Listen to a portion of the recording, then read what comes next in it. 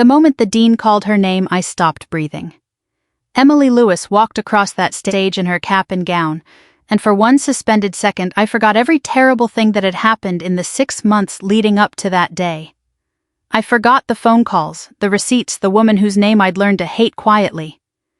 I forgot my husband's hand still resting on my shoulder like he owned something he had already thrown away. All I could see was my daughter. My daughter. And I had no idea that within the hour everything would collapse in front of 300 people. But to understand how we got there, you have to go back 18 years. I married Joshua Lewis when I was 29 years old. He was 32, already established, already the kind of man other men wanted to have a beer with, and other women's mothers wanted their daughters to marry. He was also at the time a single father. Emily was 4 years old, a serious little girl with her father's dark eyes, and a habit of watching adults like she was waiting to see if they'd disappear too. Joshua told me Emily's biological mother, a woman named Rebecca Grant, hadn't wanted the responsibility of motherhood. He said she'd left when Emily was 2, that she'd made her choice, and that he'd been raising Emily alone ever since with the help of his mother. I believed him. I had no reason not to. And I want to be honest about something. I didn't marry Joshua thinking I would become Emily's mother. I married him because I loved him, and Emily came with that love the way weather comes with a season. I wasn't trying to replace anyone. I just wanted to be someone that little girl could trust. Joshua and I tried for children of our own almost immediately. 3 years of appointments of hormone injections that made my hands shake of hope, that thinned out a little more each time. By the time I was 34, the specialist sat us down and told us gently that the odds of me carrying a pregnancy to term were close to none.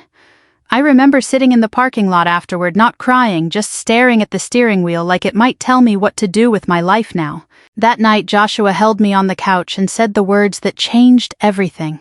"We already have a daughter." I want you to understand what that sentence did to me. It didn't fix the grief. Grief doesn't work that way. But it gave me somewhere to put all the love I'd been saving for a child who was never going to exist. I stopped chasing treatments that were hollowing me out. I turned toward the family I already had, and I gave it everything. I was the one at the hospital when Emily spiked a fever of 104 at 2 in the morning, sitting in a plastic chair until sunrise while Joshua slept because he had an early flight. I was the one who walked her into kindergarten, who sat in the front row at her first dance recital, clapping so hard my palms stung. Joshua traveled constantly for work, real estate development deals in 3 states, so the daily architecture of raising a child fell to me almost entirely. And I didn't resent it. I wanted it. Some women fall into motherhood by biology. I fell into it by choice over and over every single day. Emily was 7 when she asked the question that still sits somewhere close to my heart all these years later. We were in the kitchen, and she was swinging her legs from the bar stool, and out of nowhere she looked up at me and asked, "Can I call you Mom?" I remember my throat closing. I told her carefully because I didn't want her to feel obligated, didn't want to make my own need bigger than her freedom to choose that she should only call me that if it was truly what she wanted, not because she thought it would make me happy. She slid off the stool and wrapped her arms around my waist. "You already are," she said. I didn't correct her. I didn't know how to, and I didn't want to. For the next 11 years, that was the quiet foundation everything else was built on. Not blood, not paperwork, just 18 years of showing up. Looking back now, I understand something I couldn't have seen then.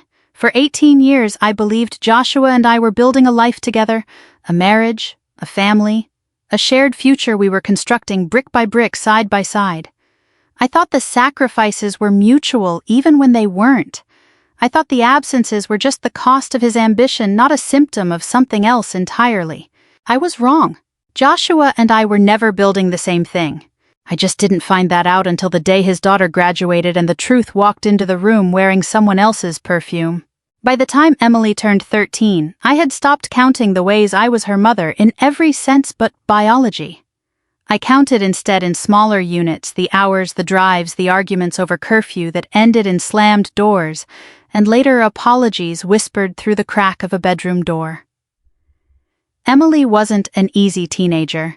She was sharp-tongued and stubborn, prone to testing every boundary I set, and I loved her through every bit of it because I understood even then That a girl who pushes back that hard is usually a girl who's scared of being left. I taught her to drive in an empty church parking lot on Sunday afternoons, gripping the door handle while she jerked the car forward in fits and starts both of us laughing so hard by the third lesson that we had to pull over. I stayed up until 2 in the morning, more nights than I can count, helping her wrestle a college essay into shape, feeding her lines of encouragement, while she cried over a draft that wasn't good enough in her own eyes. When she tore her ACL during a soccer game her sophomore year, I was the one who slept on an air mattress beside her bed for a week, who learned to change the ice packs on a schedule so precise I could have set a clock by it. When her first real boyfriend broke her heart at 17, I was the one who sat with her on the bathroom floor while she sobbed into a towel, not saying much, just being there because sometimes there's nothing to say. I saved for her college fund a little at a time, skipping things for myself so the number would keep climbing. I drove her to 5 different campuses over 2 summers, sitting through information sessions in unair-conditioned auditoriums, watching her face light up at the one that would eventually become home. Joshua, meanwhile, was becoming more successful and more absent in equal measure. The real estate deals grew bigger, the trips grew longer. He started calling them business trips, in a tone that dared me to ask for details I somehow never got. I began noticing small things, the kind of things a woman notices without wanting to. He changed the passcode on his phone and didn't tell me the new one.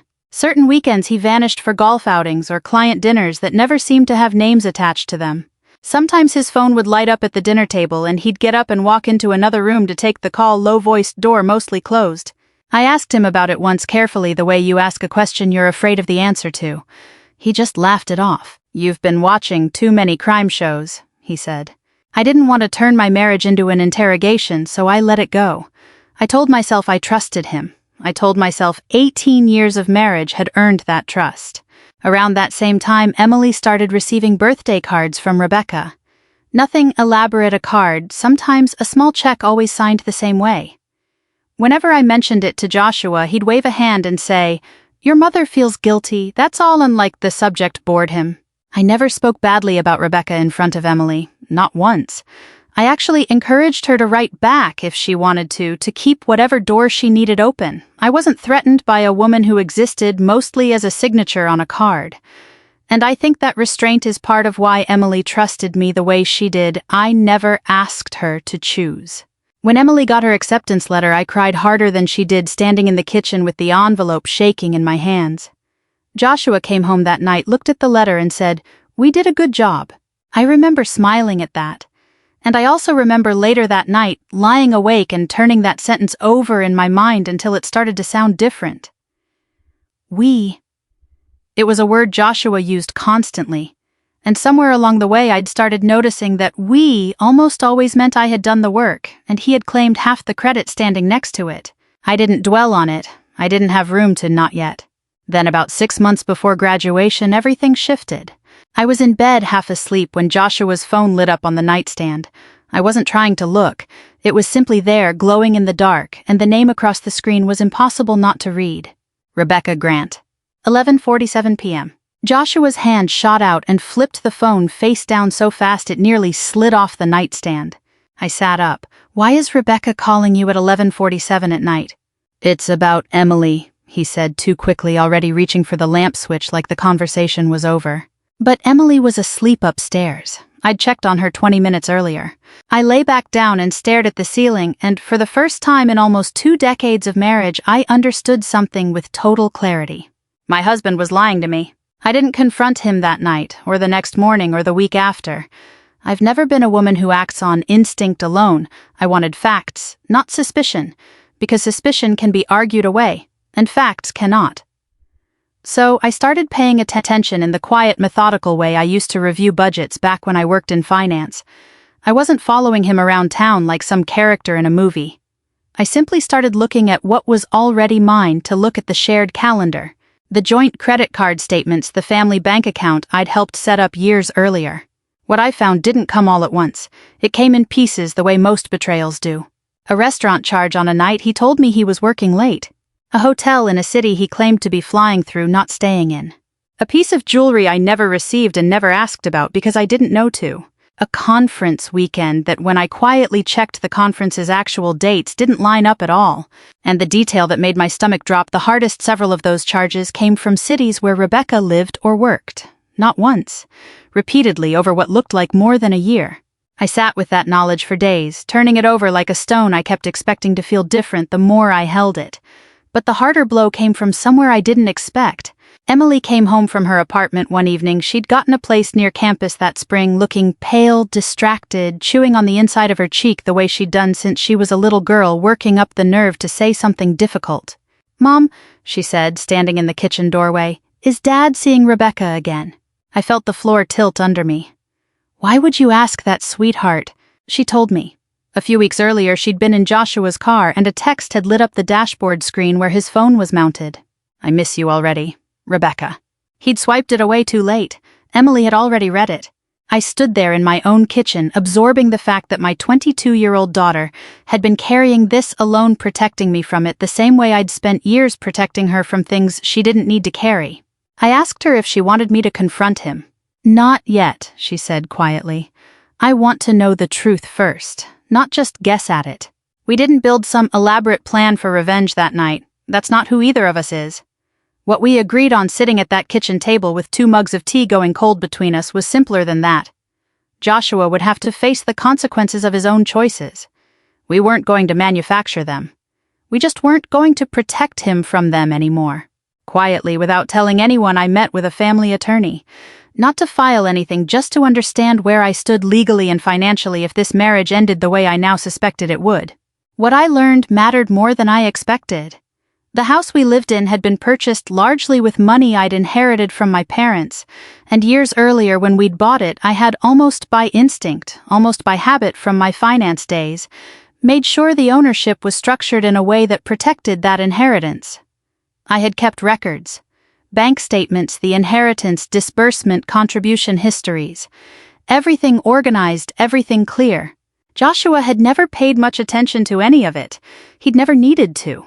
I didn't act right away.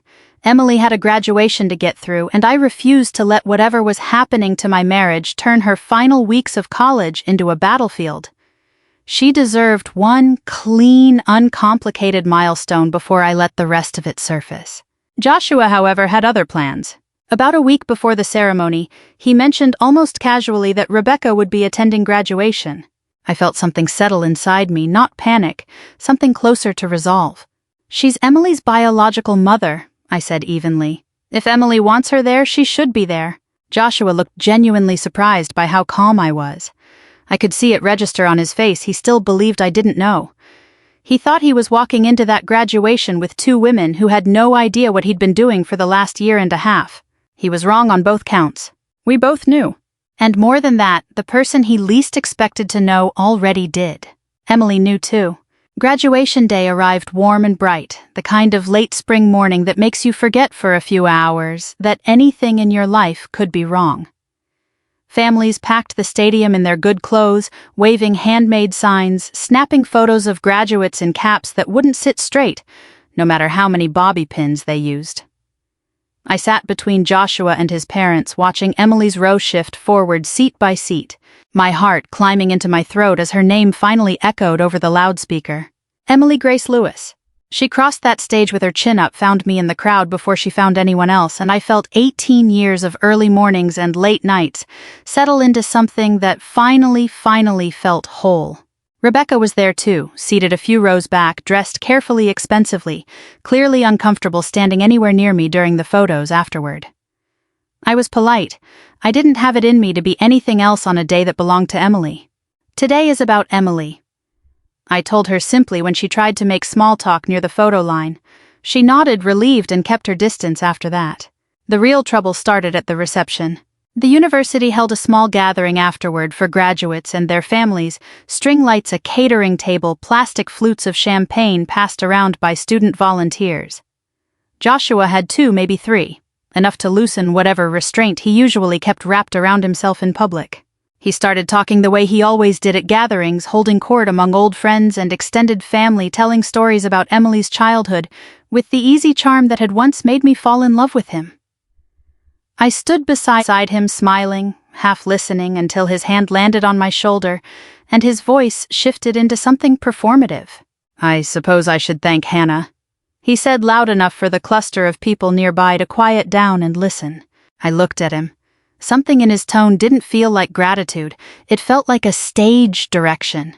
"Thank you," he continued, raising his glass, slightly smiling at the small crowd, "for spending 18 years raising the daughter of the woman I love." The silence that followed had a texture to it. For one horrible second, a few people actually laughed, thinking it was some kind of joke, a strange toast gone slightly sideways. Then their eyes drifted toward Rebecca, standing a few feet away, and the laughter died in their throats. I understood in that instant exactly what Joshua was doing. This wasn't a slip of the tongue. This wasn't an affair he was quietly trying to end. This was a man standing in a crowd of people who respected me publicly, declaring where his heart actually belonged, and doing it in a way that painted me as the naive woman who'd spent her whole adult life raising another woman's child for a husband who'd never really chosen her at all. I didn't cry. I didn't raise my voice. I set my champagne glass down on the nearest table with a quiet, deliberate click. "Are you finished?" I asked him. He laughed, that easy public laugh he used to charm strangers. "Come on, Hannah, don't make a scene." The audacity of it, the sheer practiced audacity, settled over the crowd like a bad smell. I could see it on people's faces, that flicker of second-hand embarrassment, that particular discomfort of watching someone humiliate a person they respect. I opened my mouth to respond. But before I could, Emily stood up. She walked toward the small podium near the catering table, still in her cap and gown, and reached for the microphone the university had left out for toasts. Joshua actually smiled, apparently assuming his daughter was about to smooth things over, maybe even take his side. Emily looked at me first, then at him. "Dad," she said, her voice steady in a way that made my chest ache, "she didn't raise your mistress's daughter." Joshua's smile faltered. "She raised me," Emily continued, "when neither you nor Rebecca could be bothered to show up. Nobody in that reception hall moved. I don't think anyone was even breathing. Then came the line I will carry with me for the rest of my life. And if you're choosing Rebecca today, that's fine," Emily said, "because I'm choosing my mother." She stepped down from the podium and walked straight toward me, cap slightly crooked, eyes shining, and wrapped her arms around me in front of every single person who mattered to either of us. Joshua stood, frozen champagne flute still in his hand, mouth slightly open, like he was searching for words that simply weren't going to come. Whatever performance he thought he was giving that afternoon, whatever version of himself he thought he was presenting to the room, it was gone now. Entirely gone. I watched the smile disappear from my husband's face for what I understood even then would be the last time it mattered to me at all. The reception didn't end so much as it dissolved. People drifted toward their cars in twos and threes, murmuring the kind of quiet, awkward goodbyes you give after witnessing something you weren't supposed to see. Joshua's mother wouldn't meet my eyes. A cousin I barely knew squeezed my arm on the way out and whispered, "I'm so sorry," like she was at a funeral. Joshua caught up with me in the parking lot, his hand closing around my elbow hard enough that I pulled away out of instinct. "You need to fix this," he said, his voice low and furious. "You turned her against me." I stared at him, genuinely surprised at how far from reality he was standing. "I didn't tell her what to think," I said. "You showed her exactly who you are, in front of everyone." He didn't have an answer for that. He rarely did once the performance stopped working. A few feet away, Rebecca stood near her car, arms crossed, clearly trying to make herself invisible. I noticed something in her expression that told me more than any confession could have. She looked afraid, not guilty. Afraid. I understood later what that fear was about. Rebecca had spent the better part of a year believing Joshua was going to leave his comfortable, established life and hand her half of it. She had no idea what that life actually was or who had built it. Joshua drove home separately. By the time I pulled into our driveway, he was already inside, pacing the kitchen, talking about logistics, in a voice that had gone cold and businesslike, the charm completely stripped away. "We'll need to talk about the house," he said. "Selling it, splitting things. I'll call a realtor Monday." "You should," I said. He stopped pacing and looked at me like I'd slapped him. I think some part of him had expected tears. Begging, maybe. 18 years of marriage collapsing, and he expected me to fight for the wreckage of it. "I'll pack my things tonight," he said, testing me, waiting for me to object. You should, I repeated. He stood there a moment longer and I watched something shift behind his eyes, the first real flicker of understanding that this wasn't going the way he'd imagined. I walked past him into the kitchen and set an envelope on the counter, the one I'd been carrying in my bag since the meeting with my attorney weeks earlier. I'd hoped I wouldn't need to use it so soon. I hadn't expected to need it before the champagne had even gone flat. Joshua opened it slowly. Inside were my attorney's contact information and copies of the financial documentation I'd quietly assembled, records of my inheritance, the structure of the house's ownership statements going back years. He looked up at me, and for the first time in longer than I could remember, I saw real uncertainty on his face. How long have you known? He asked. Long enough, I said. I watched him work through what he was actually looking at. The house he'd bragged about at dinner parties, the one he called our investment. Whenever it came up with colleagues, it had never been half his to lose. The bulk of the down payment had come from money my parents left me structured deliberately years earlier, in a way that protected it. Not out of paranoia, just habit caution. The kind of financial discipline my old job had trained into me long before I understood I'd ever need it for this. The joint accounts weren't going to be the windfall he assumed either. I hadn't hidden money or taken anything that wasn't mine. I hadn't needed to. I had simply for years been the one absorbing the financial consequences of decisions Joshua made, without thinking twice, covering shortfalls, managing the budget quietly, so nothing ever felt like a crisis to him. I stopped doing that the night his phone lit up with Rebecca's name. I hadn't punished him, I had simply stopped protecting him. Where am I supposed to go? He asked, and for a moment he sounded less like the man who'd humiliated me in front of 200 people, and more like someone finally grasping the size of what he'd thrown away. I looked at him for a long moment. This man I had loved, had built a life around, had trusted with 18 years of my devotion. Maybe Rebecca has room, I said. I didn't wait to see his face. I walked upstairs, closed the bedroom door quietly behind me, and for the first time in months I slept without waiting for the next lie to surface. Joshua moved out within the week, taking 2 suitcases and a box of things from his home office, and within a month, word had reached me through a mutual friend that he'd moved into Rebecca's apartment across town. I felt strangely little when I heard it. Not jealousy, not grief, just a kind of distant curiosity about how long the fantasy would survive contact with actual daily life. It didn't survive long. Rebecca, I came to understand, had spent the affair believing she was reclaiming a man who came with a certain kind of comfort, a beautiful house, a stable income, the kind of life she'd walked away from decades earlier and apparently regretted losing. What she got instead was a man in his 50s starting over from a 1-bedroom apartment, splitting bills for the first time in years, discovering that his half of the marital assets weren't nearly as large as he'd always implied at dinner parties. Joshua, for his part, had believed Rebecca wanted him, not the version of him attached to a house and a title and 18 years of someone else's quiet management. Just him. Neither version of the fantasy held up once the routines of ordinary life set in. Affairs are easy to sustain when they exist entirely in stolen hours and hotel rooms. They're much harder to sustain once someone has to take out the trash. I moved through the divorce process with a kind of calm that surprised even me. I didn't slash tires or post anything online. I didn't call his employer or try to unravel his reputation. I wasn't interested in destroying Joshua. I was only interested in no longer holding him up.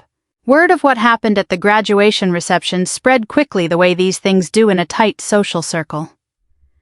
A few people from Joshua's side of the family called me in the following weeks, quietly almost embarrassed to apologize for things they hadn't done themselves. Old friends of ours, couples we'd had dinner with for years, started distancing themselves from Joshua. Not because I asked them to, because they'd stood in that reception hall and watched him do it themselves. And some things don't need explaining twice. The part that mattered most to me had nothing to do with any of that. Emily kept her distance from her father. Not out of spite, she wasn't trying to punish him, but because something fundamental between them had broken in a way that couldn't be smoothed over with an apology.